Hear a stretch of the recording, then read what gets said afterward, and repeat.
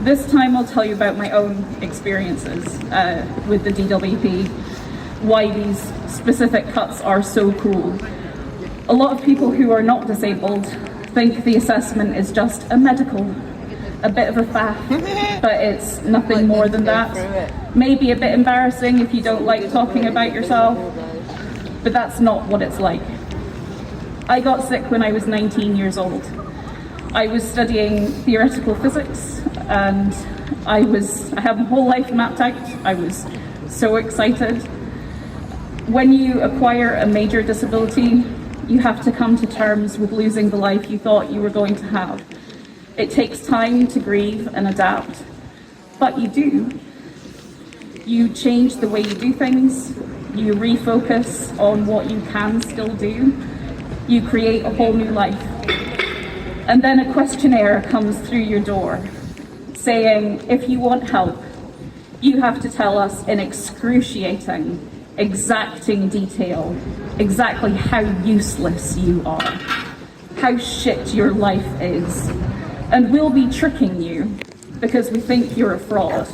So if you don't get the wording right, if you try and explain your adaptations or are anything other than a lump of suffering, you'll lose everything. If you don't perform misery, if God forbid you put on makeup to go to your appointment because you panic if you don't have your war paint on, if you sit up straight because you have a collagen disorder and are holding your bones together through sheer will, if you talk about your pet cat that you got so that you'd have some company through the endless days alone in your home, you'll lose everything. The base assumption of the DWP is that everyone who is applying is faking unless proven otherwise. They deny claims as standard because they think only the really needy will keep applying. Except that's not how it works. The few people who are faking have plenty of energy to keep applying however long they need to. Their lives aren't at stake if they fail.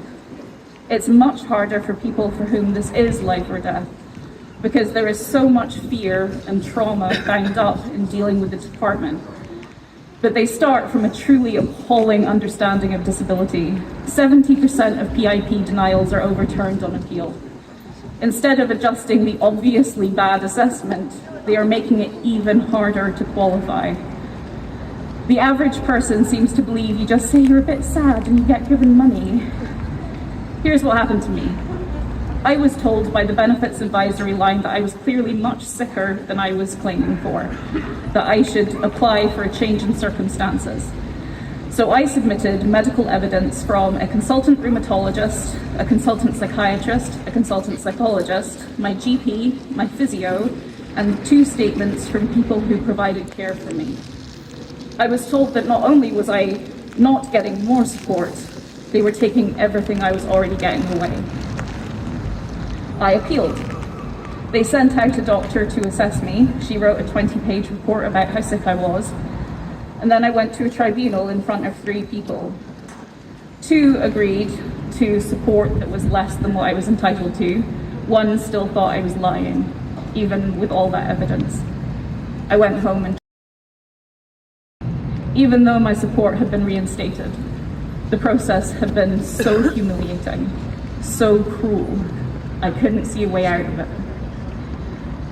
When I was helping set up Scotland's new social security system as part of the core group with experience of the old one, the researchers were confused when we all insisted that they don't use brown envelopes.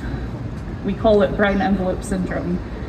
The deep fear triggered by seeing a brown DWP envelope arrive through the door. The knowledge we're about to go through it all again, that we might not survive this time. There are many ways to assess capacity which don't cause the catastrophic harm the DWP chooses to inflict. They've tried to cover up the deaths for years, but have not changed approach. We can only assume the system is working as intended. And now they want to push 1 million more disabled people into a situation where they go through all this just to be rejected. This is unforgivable. We are fighting for our lives. We need everyone to fight with us. You think the system will be there to catch you if you become disabled? You think it's easy to access support? You think it won't happen to you because you're one of the good ones? tens of thousands of people newly disabled by long COVID have discovered that isn't true.